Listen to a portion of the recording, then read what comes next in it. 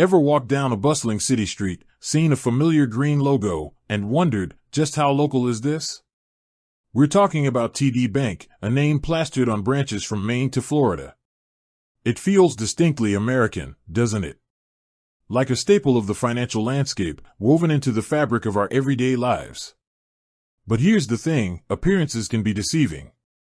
The truth, like a good financial strategy, requires a deeper dive. Think about it. We're a world of interconnected economies, where capital flows across borders like rivers. Companies expand, merge, and transform, blurring the lines of national identity. In this age of globalization, a simple question like, is TD Bank a U.S. bank, becomes surprisingly complex.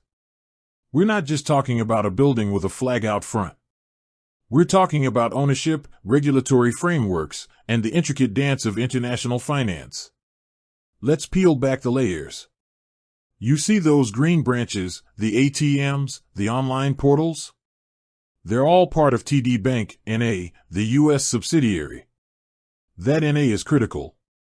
It stands for National Association, indicating a federally chartered bank operating within the United States.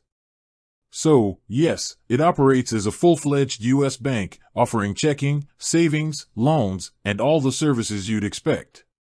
But here's the twist. TD Bank, N.A. isn't a standalone entity. It's a subsidiary of a much larger parent company, Toronto-Dominion Bank, headquartered, as the name suggests, in Toronto, Canada. That's right, the roots run north of the border. This means that while your local TD Bank branch is a U.S. bank, subject to U.S. regulations and insured by the FDIC, it's ultimately owned and controlled by a Canadian financial giant. The profits, the strategic decisions, the overall direction, they all trace back to the parent company in Canada.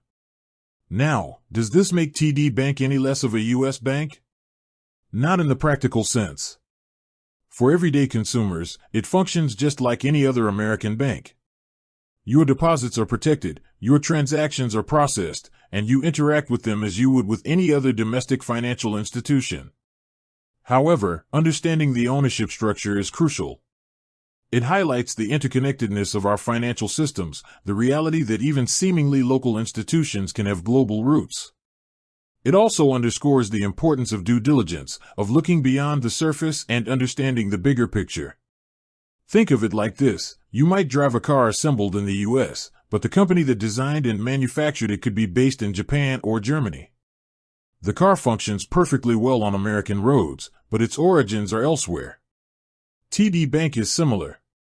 It serves the American market, but it's part of a larger, international financial network. So, the next time you see that green logo, remember that the story is more complex than it appears. It's a testament to the globalized world we live in, where borders are increasingly fluid and financial institutions operate across national lines. It's a U.S. bank, operating under U.S. rules, but with a Canadian parent. With that said, thanks for watching and until next time.